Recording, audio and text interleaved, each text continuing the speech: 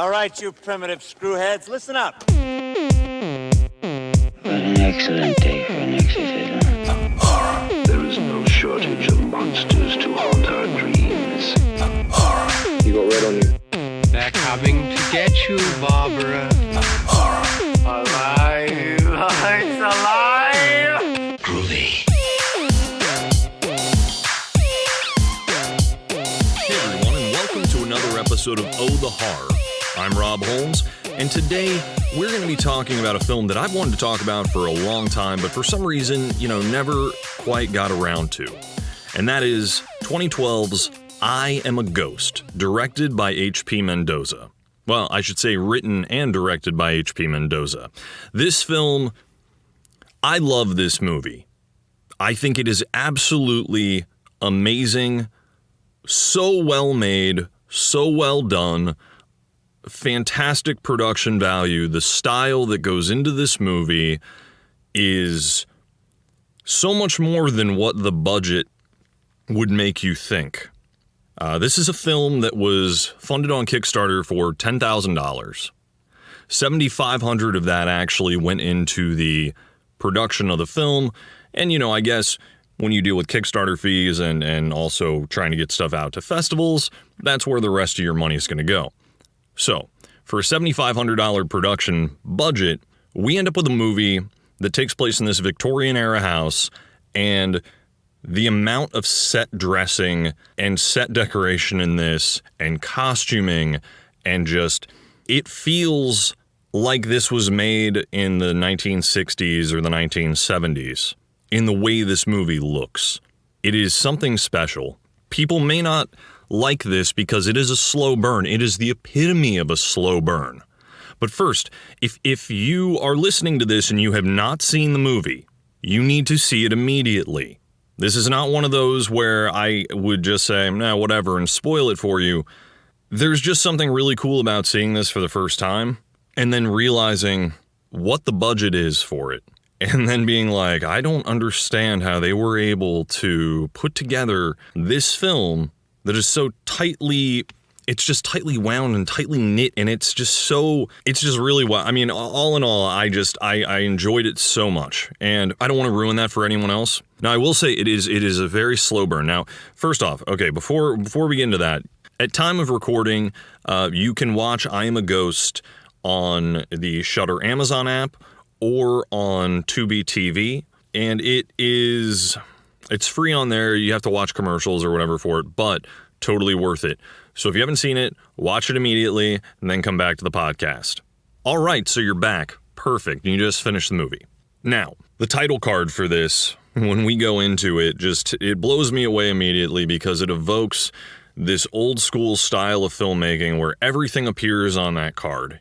All right, so now that you've seen the film, hopefully you liked it. If you didn't, I can totally understand why. It's a slow burn. It's repetitive. There's a lot of stuff happening over and over, but I feel like each cycle that you go through with Emily, you're learning more and more throughout. Let's start at the beginning. First off, going through this house and seeing the various images, you're pulled into a world immediately where you know that this is going to be, the house is basically a very major character of this film. From there, we get this color spectrum reveal and just these bits of color going over everything, and we see this image of this figure coming down the stairs, and that's Emily. And right at that point we get the title card of I Am a Ghost. Boom. It's right there. It is to the point. It's not one of these reveals that you see in a film where it's like, that's the final reveal, like they were ghosts all along. No, this is the movie that's telling you straight up, boom, main character, I am a ghost, that is what she is, and we go from there. That's something I really appreciate about this, because it's not one where you're wondering, oh, well, she's a ghost. Oh, well, just say it, she's a ghost. And then, 30 minutes into the movie, you get the reveal, or 45 or whatever. This just goes right off the bat, and I loved that. The other thing you'll notice about this film is that it has this rounded edge vignette letterboxing, and it combining that with the decor of the house, the full set dressing, the lighting, the filters that are used in it to give it that grainy, aged look, it all comes together in something just really, really gorgeous. It's just a very gorgeous production.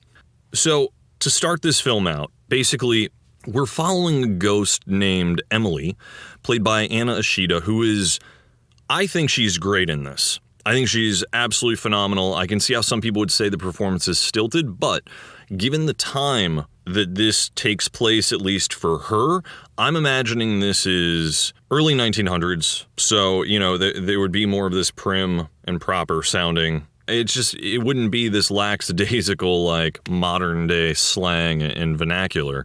So it makes a little more sense in how she speaks. Plus, I think there was a good amount of ADR in this, which is fine, especially given the budget and what H.P. Mendoza was able to pull off with this, because it's mind-blowing when you think of how much time and energy and blood, sweat, and tears really, like, legitimately had to go into making this film. It's mind-blowing to me. So this follows this ghost named Emily, who's basically, she's living out memories of her life over and over and over. And it almost seems like she's living out the same day over and over. So we get flashes in the beginning. We get her waking up, cooking eggs, cleaning, eating, and then pulling a knife up, and it looks like she's about to stab herself, but these cuts are so well placed, and the music that moves in with it is so well placed that it evokes this sense of dread as you're moving through, but this sense of wonder of like, oh, I want to know more about this. Like, this is really interesting, without having to rely on jump scares. It's more of it's the idea behind everything, where I feel like it's a mystery that I want to unravel. And you do as you're going through it. So we follow, after this supposed injury, this hand stabbing, we go to her in a bathroom, her hand is bandaged, but then we cut to her in a hallway and she's carrying a mop and bucket, and I don't think she has the bandage on then. And, it cuts to her again, no bandage, and then, as she's holding the mop and bucket, she sees something, she freaks out, she runs. And we keep getting this repeated day multiple times, and she hears this voice, and she goes into this one room, kind of like a living room area, and she hears this voice calling out to her. And it's Sylvia. She introduces herself. She's a medium who has been hired by the current family that's residing in the house. And she explains to her, hey, I'm a medium, and you're dead and you're a ghost. And at first she doesn't understand what's happening. She can't remember anything, right? And she explains that, like, every time that Emily leaves the room, and she's tried to contact her many, many a times, and she's actually been in touch with her a lot, but every time Emily leaves the room, it breaks the connection, right? And so this bond breaks, and then she can't remember anything. She goes about her days. But when she is reconnected with Sylvia, then she remembers everything. And the first thing she says was, I was murdered by a demon. And Sylvia's like, yes, we know you were murdered. That's what you said. She's like, how long have I been dead? And Sylvia says, last time I told you, you ran from the room screaming. So we're assuming this is modern day, with potentially with the medium talking to her, with this family that lives in the house. And we're dealing with a ghost from, the early 1900s or mid 1900s. So she doesn't really realize, I guess it's a very, very long time on how long she's been dead. She's straight up a ghost, and she's haunting this house. So we are getting a ghost story from a ghost's perspective, which is really awesome. And some people would say, oh, this is like, well, I'll say spoiler on this because people may not have seen it, but The Others with Nicole Kidman. Yes, it is like The Others, but she knows that she's a ghost the whole time. We're not throwing something in where that's our twist. Oh, okay. No, we twist it right in the beginning, and that I think takes this and puts it on another level. What I also like is that during this medium scene, when she connects in with Sylvia, the camera work is great. There's this slight wobble to it. There's this panning. The technique changes to give it this ethereal feel, like you are experiencing this convergence of two planes of existence in that moment. Things feel off. but it works so well and it's so subtle that it just adds another element to this film to show that there's a lot of care and planning in every single shot and every single moment. It feels like there's not really anything wasted in this, and I think a lot of people could say, yeah, but man, it's really repetitive, and it's the same thing over and over, and it's like, yes, but it's telling you a story, and it's layer by layer, and pulling these back to reveal something larger, and it's a great storytelling technique when you don't have a lot of money to make a feature. You're able to film some of these scenes and show them from different perspectives, and then you're getting further into the story, and that it's just a sign of a really good filmmaker and a really good storyteller. And that's something that makes this film stand out from countless other indie horror films or indie films in general that come out every year. So basically, like, she's having trouble believing that she's a ghost. Even though, we see moments of her saying, oh, I'm going to leave the house, and she makes a list, and, you see the door to the house open, and then there's nothing there. The door slams, and she has all the stuff that she needed with her, and she's going about her day, not realizing that she, each time that she's left that room and broken that bond with Sylvia, that, she just keeps believing that this is what's going on. She doesn't realize that there's these like lapses in time that are going on. And that's kind of explained to her in this. And she talks about how it's these things are imprints in time, they're scents. It's how this is how her haunting is pretty much described to her by Sylvia, saying the stuff that you're doing, you're haunting this family's house. You're haunting this family's house, and all the stuff that you're doing is having an effect on the world around them, even though you don't think it is. But these are your imprints of moments that things that you did on a regular basis. This is just going through the motions, kind of. It's between this explanation, we're getting these camera movements that are getting stronger and the music's getting stronger, and it really, I just find that to be super effective, and that plays out through a ton of this film. It's the really effective use of camera, really effective use of music, and at this point they talk about closing off, and Sylvia tells her that, like, we've talked about it, but it's never happened. And she says, I've done this with plenty of other people, like, I'm a medium, this is what I do for a living. She's been able to do this, but for some reason, she is unable to get Emily to be able to close off so she can move on to the other side. And they've gone through this time and time again. And Emily keeps saying, oh, but no, I'll do this. No, we can do this. It'll totally work. And then Sylvia's like, You've said all of this before. You said you wouldn't run out of the room, and you did before. You said you wouldn't do this, and you did. So she says, no, I'm going to, I'm going to do this. Guide me out of here, Sylvia says to Emily, like, all right, if you're going to get guided out of here, and I've done this with so many people, so I don't understand why it's not working with you, you have to pass through me in order to leave. Emily's like, I'm not going to freak out. I swear to you, I'm not going to freak out. And she's like, well, where do I go? And Sylvia's like, come towards me. And Emily's like, I can't see you. So Sylvia says, well, I'm going to come towards you. Emily senses this presence moving towards her that she cannot see. And what does she do? She freaks out and runs out of the room. And we go back into that time loop again. So what has happened at this point is we're witnessing what has happened time and time again. Who knows how many times this has happened? So we go back to this time loop. We see different elements going on in this world in her life, but we're starting to move in a little closer on things. We're starting to kind of see a close-up perspective from her, more in her perspective as we're moving throughout, kind of telling more of this story. At a certain point, we keep going back to this self-inflicted stab wound. This is happening, like we see a knife going up, and this happens a lot of the time until we eventually we'll get the actual payoff of seeing it, I guess, is a way to put it. Like, so also, if people are gorehounds, I can understand why they wouldn't want to like this movie either, because it's not a violent film.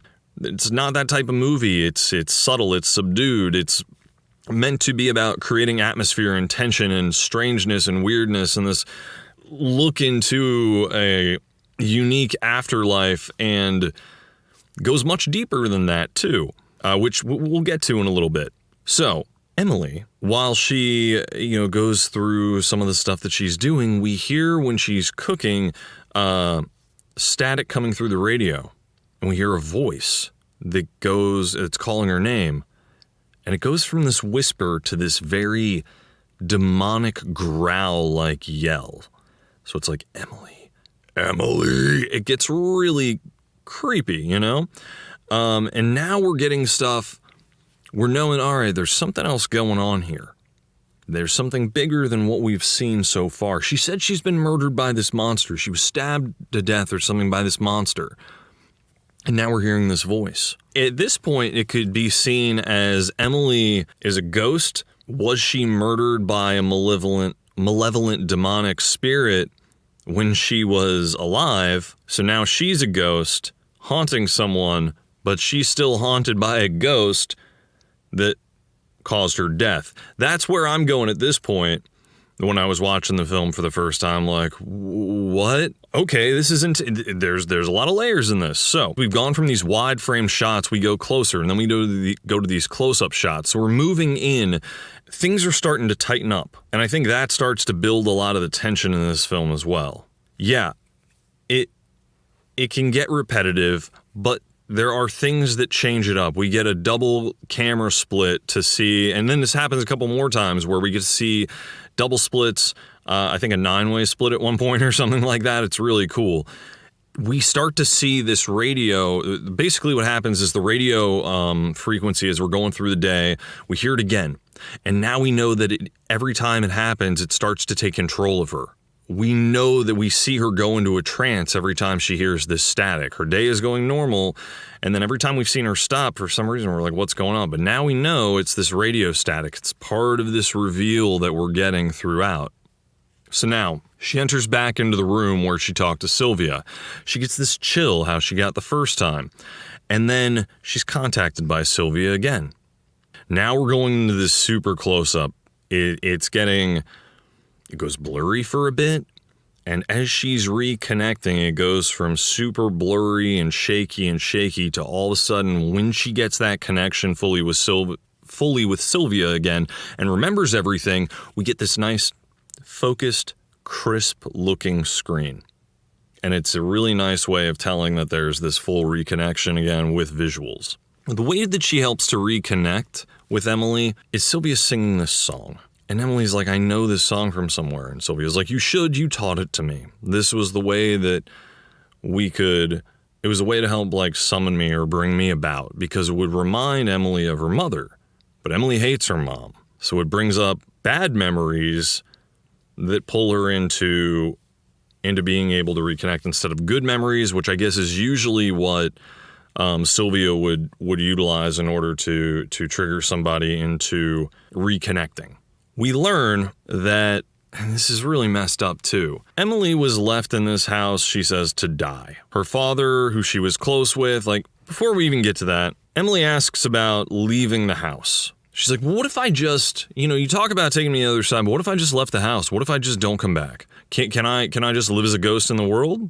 And Sylvia's like, well, I've never had a ghost ask me that. I don't know.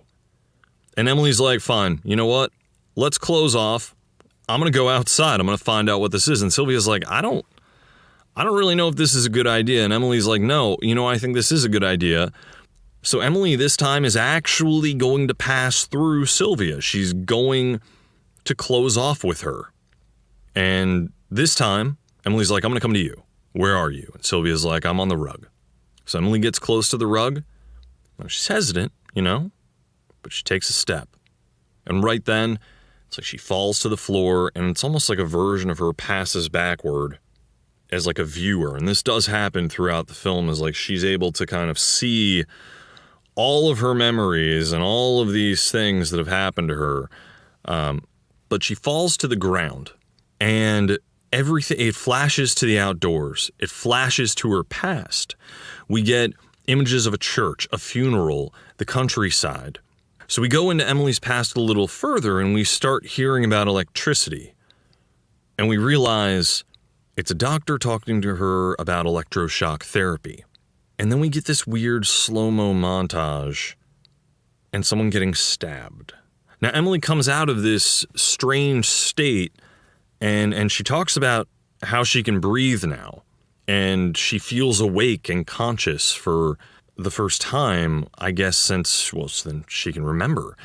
And she also remembers her death, and Sylvia says, I know you remember your death. But Emily says, no, I can't forget it now because the pain is too strong. So it's deeper than it's ever been now. She's connecting in with it.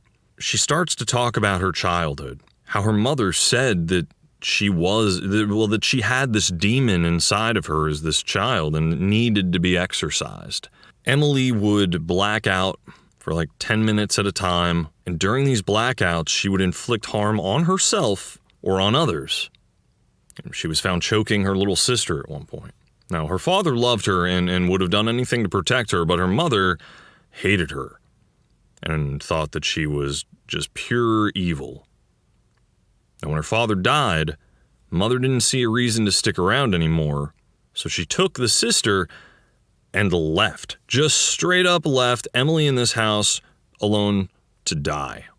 And Sylvia says that, she sympathizes because she knows what it was like to be abandoned as a child, because she was left alone in the woods when she was a kid, and her parents just left.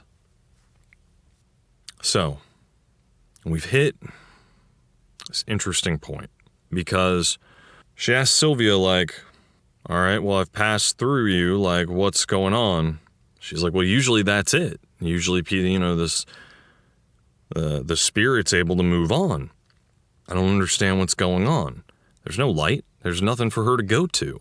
Something's very different this time around. So Emily says, well, I can try and leave the room, right? Because I've passed through. I shouldn't forget anything. And she does. And she doesn't forget. But she wants to leave the house. And Sylvia says, I don't really know about that. I've never done that before. But Emily insists, and she's going to do it. She's like, you know what? I'm just going to do this. She goes to the door, and it's a glass door, opaque glass, and you see this yellow light shining through, and you can hear birds chirping. You hear the outdoors. You hear the world. Emily opens the door. And it is a black void of nothingness. There's nothing outside. Vast and empty and barren. And she opens her mouth to scream, and nothing comes out until we're on the other side of the door with her again, and we can hear that scream. Then she slams the door shut. But things are different now. She can see all of these memories, these imprints of herself going through the motions. Everything that she did now she can see, and there's various versions of her moving around. And what's interesting with this is that it's done with stand-ins, it's done on camera, it makes it look real. It's all about camera trickery during these moments. And that's also what makes this stand out due to the budget. You weren't doing a ton of crazy green screen effects. You were trying to keep it in camera as much as you possibly could. And it really helped sell that. Now, she's watching all these other versions of herself. She's in the bedroom, and she turns and she looks, and she sees that version of herself that had the mop, and she waves her hand in front of her other self, and the impression straight up sees her. It has seen her. Somehow she's haunted herself in this weird... It's a strange paradox that has happened. She swears that she has seen herself during this moment, but that hadn't happened until now. So it's it gets really weird, and it's this total, mind fuck, but it's great. It's really, that's where I'm kind of ooh, this film just threw me kind of for a loop. And she keeps saying that she was, she's back. She keeps saying she was murdered over and over again, and Sylvia's like, no, that didn't happen. You weren't murdered by some man who came in and killed you, because the way it was described is that Emily's he had these cavernous eyes, and he was this monster, and he just wasn't real, he didn't seem real, and just stabbed her over and over and over. Sylvia's like, that didn't happen, and Emily doesn't understand. And Sylvia says, well, I dug into your file, did a little research, and I found out that when you were a child, you were diagnosed with a dissociative identity disorder. So she had multiple personalities. And she would become someone else during those 10-minute episodes. She would become this other violent individual.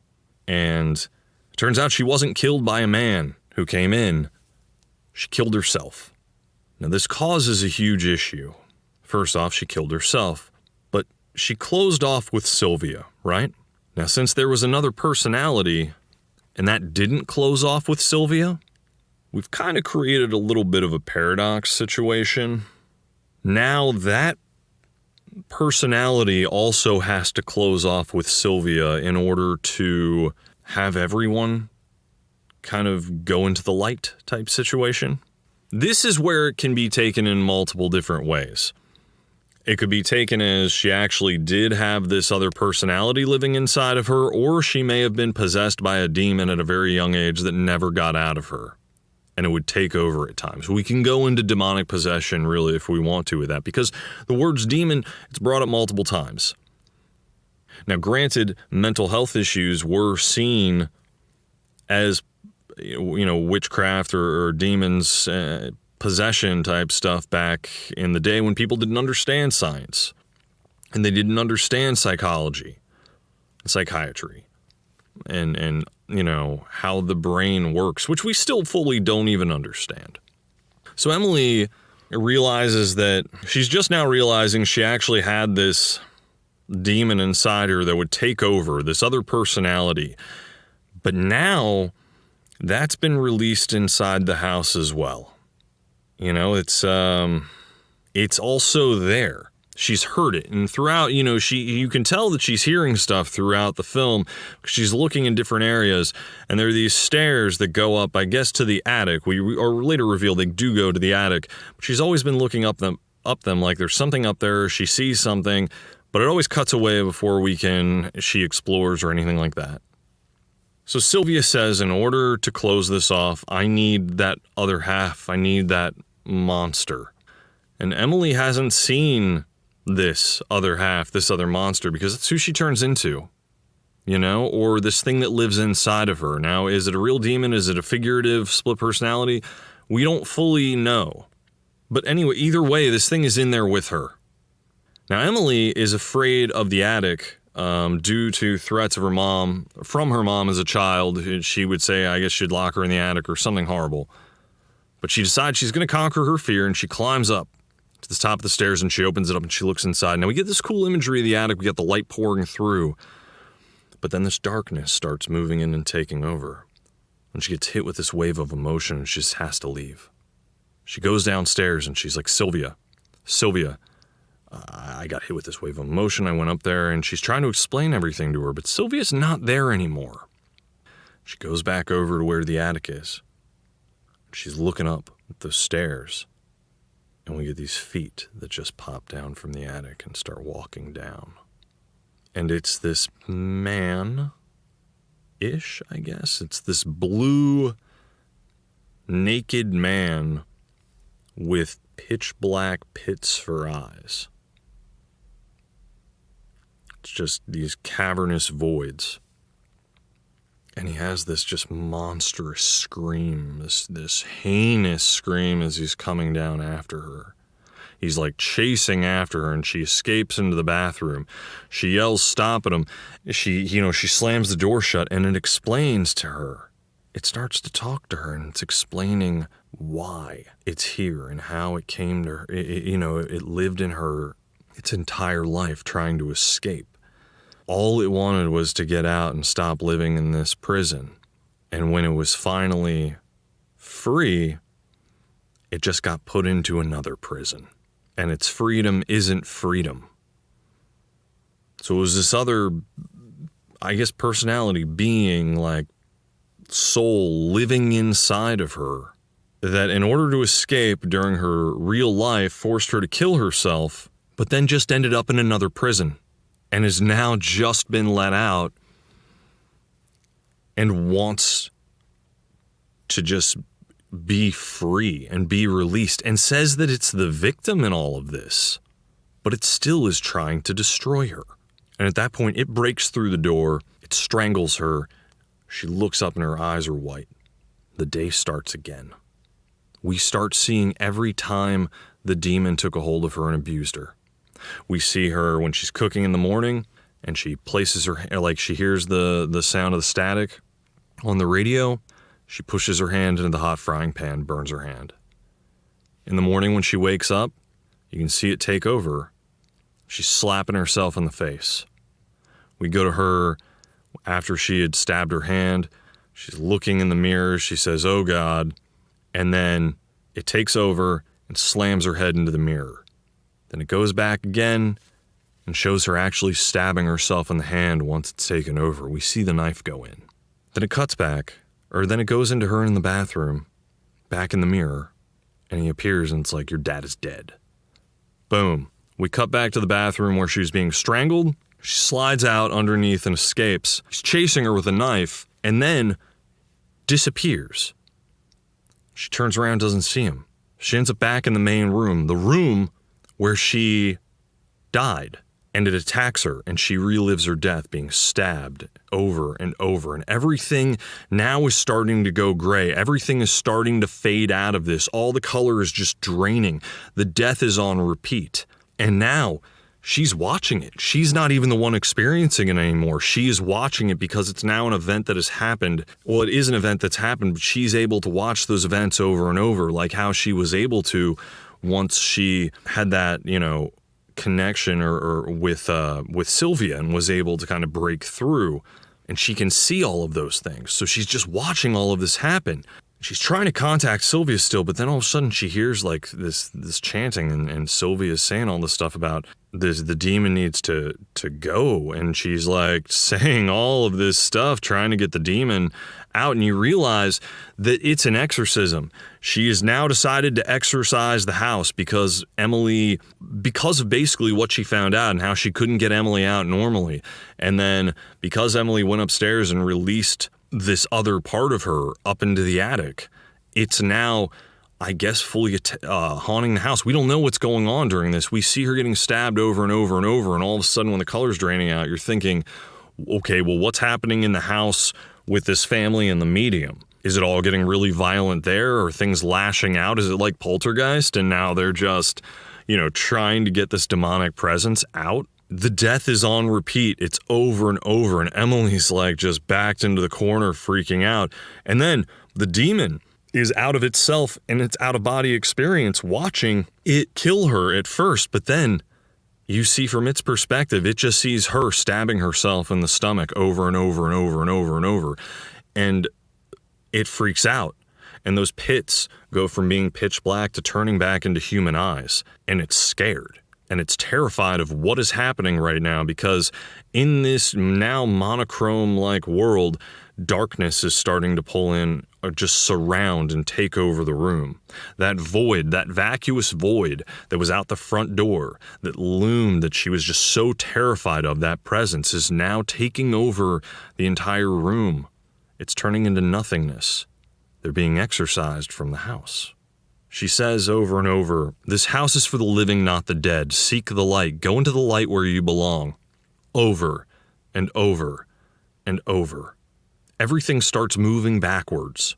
All of the visions and all of these little echoes of her start moving backwards, like it's all just being taken away and stripped away and reversed. And the demon is as he's freaking out, he's now a man, and he's just cowering as this darkness is engulfing. And Emily is still the ghost other version of Emily, like this phantom version, this remnant is just stabbing herself over and over and over. And the real Emily, as darkness is surrounding her, she keeps saying, "Everything will be fine. Everything will be fine. I am a ghost. I am a ghost. I am a ghost. I am a ghost." And this darkness takes over. End movie. I think it's awesome. I think it totally works. Like, to me, that's super effective. That's how you can take something that's a very simple story, layer the hell out of it, and create something that just sticks with you. At least for me. Now, some people will see this and be like, dude, to me, that was not that movie that I saw. What I saw was something that took forever and was boring and tedious. But I've seen this movie like 5 times now because the first time, look, I'll say it took a while. When you see the repetition in the beginning and you realize you're getting into a slow burn, it took me a bit to actually watch it the whole way through the first time I was going to see it. And this was years ago. But when I did get through that full watch, it really just struck a chord with me. I really enjoyed what I saw. I really appreciated the efforts put together by this filmmaker and the fact that it was beyond micro budget. This is essentially a no budget film. It is so amazing that this was even put together. I would like to see H.P. Mendoza do more. I know he's made one more film after this, or full feature that came out about a year or 2 ago. He needs to be doing a ton more because this is fantastic. And especially when it comes down to horror or genre films, like I want to see more from this director, I want to see the next story that he has that he wants to tell.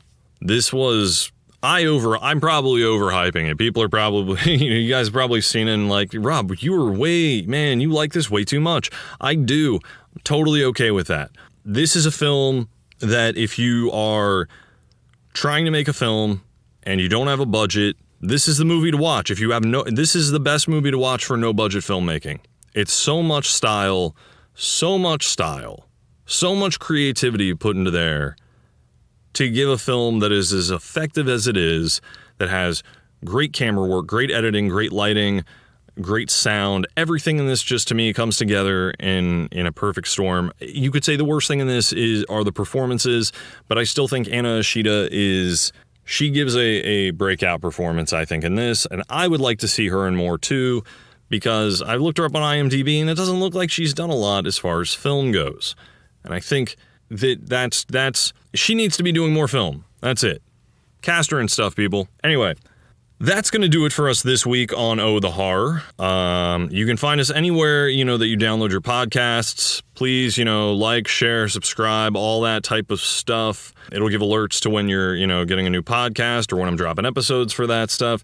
You can find me on Instagram at Holmes Invasion. You can find the show you can find Oh the Horror on Facebook at Oh the Horrorcast. And then pretty much, I guess all my social media goes through Holmes Invasion, so you can find any of the other stuff through there. Anyway, that'll do it for us this week. Until next time, I'm Rob Holmes, and this has been Oh the Horror.